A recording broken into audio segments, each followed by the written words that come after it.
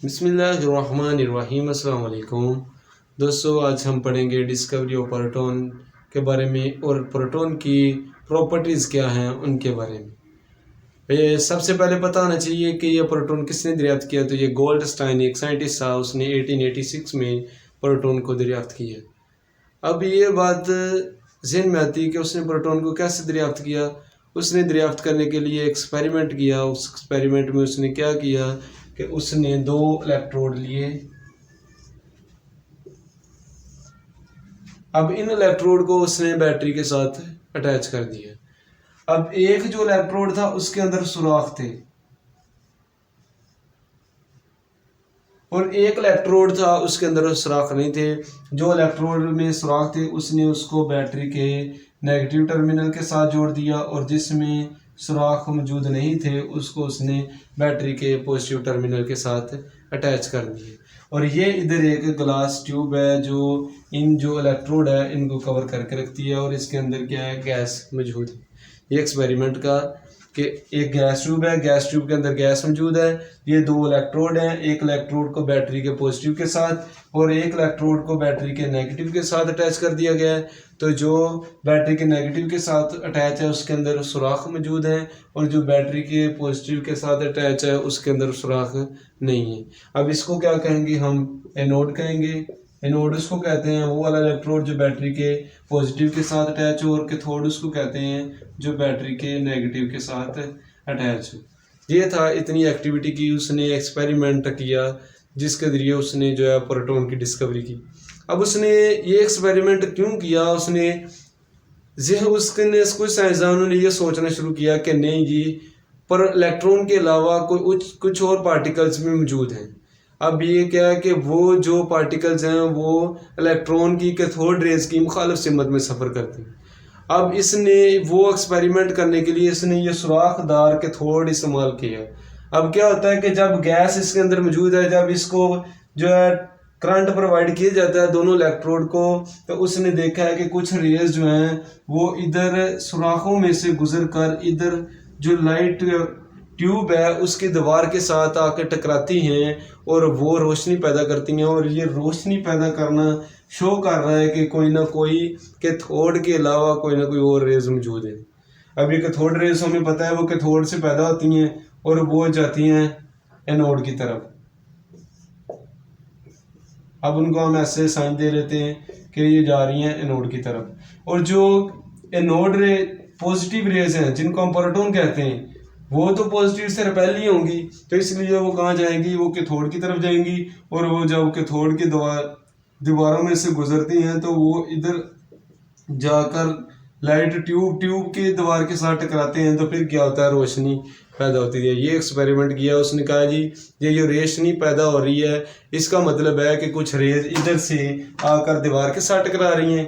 अब वो रेज बजाय इधर क्यों नहीं आ रही, अब उसने कहा है कि इसके ऊपर लाजमी पॉजिटिव चार्ज होगा क्योंकि वो पॉजिटिव से रिपेल हो रही हैं और नेगेटिव की तरफ अट्रैक्ट हो रही हैं और इधर से इधर मूव कर रही हैं। फिर उसने इसको क्या नेम दे दिया, उसने दे दिया इसको name proton.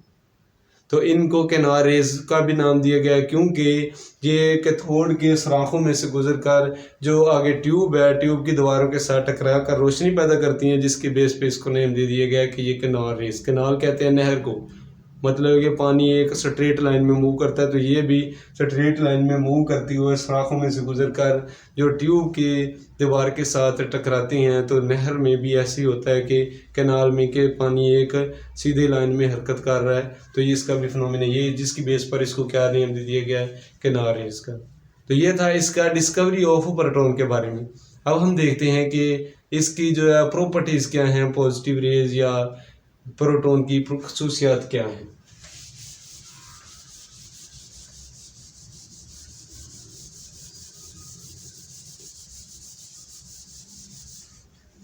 Properties of proton. अब पहली प्रॉपर्टीज तो ये है कि ये रेज बिल्कुल स्ट्रेट लाइन में मूव करती है। जैसे कि हमने एक्सपेरिमेंट में देखा कि कैथोड रेज इधर को जाती हैं एनोड की तरफ, लेकिन ये एनोड से कैथोड की तरफ जा रही है। पहला पॉइंट क्या है, move opposite of cathode rays.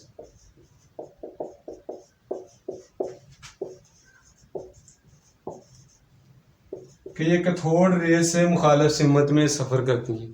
ये था इसका पहला point.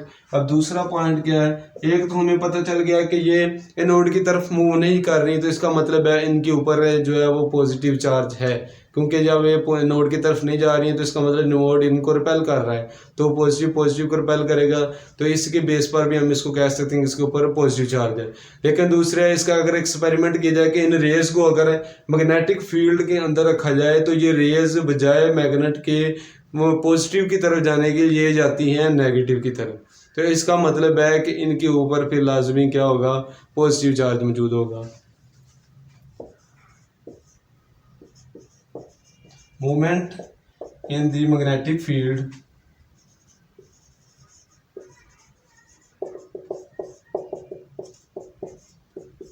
proved it has positive charge।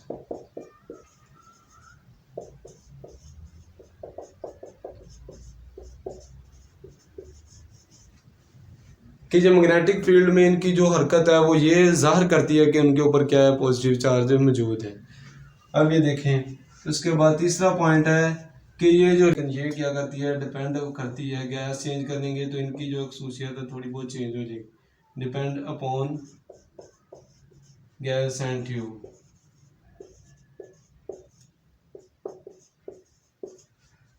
उसके बाद इसका चौथा पॉइंट है कि ये जो रेज है हमने पढ़ा था कि कैथोड रेज कैथोड से पैदा होती हैं, लेकिन ये रेज कैथोड से पैदा नहीं होती।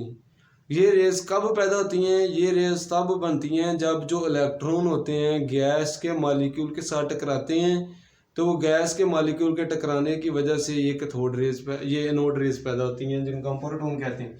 जैसे ये इलेक्ट्रॉन है, ये इलेक्ट्रॉन क्या करता है, गैस के मॉलिक्यूल्स हैं, क्योंकि हम गैस इस्तेमाल कर रहे हैं, तो ये गैस के मॉलिक्यूल के साथ टकराएंगे, फिर गैस के मॉलिक्यूल को आयोनाइज कर देंगे, तो उससे में से एक इलेक्ट्रॉन को रिमूव कर देंगे।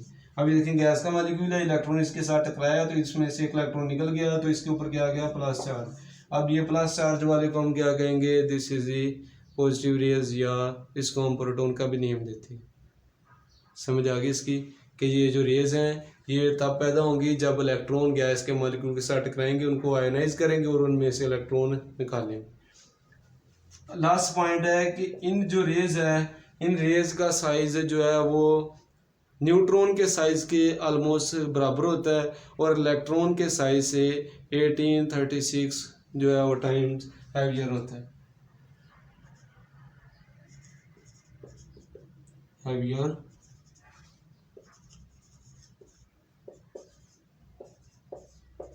more time than